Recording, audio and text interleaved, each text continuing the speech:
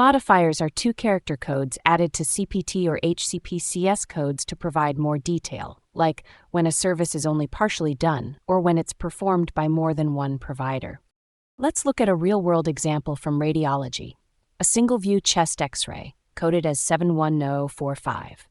Scenario: a patient arrives at the hospital emergency room with shortness of breath. The attending physician orders a single-view chest X-ray.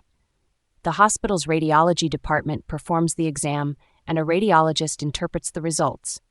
In a hospital, the radiologist doesn't own the equipment, so the billing is split, 710045-26 for the radiologist's interpretation, professional component, 71045-TC for the hospital's equipment, tech, and imaging, technical component.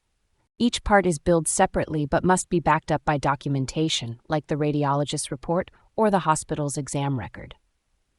Using modifiers correctly ensures both parties get paid and avoids duplicate billing.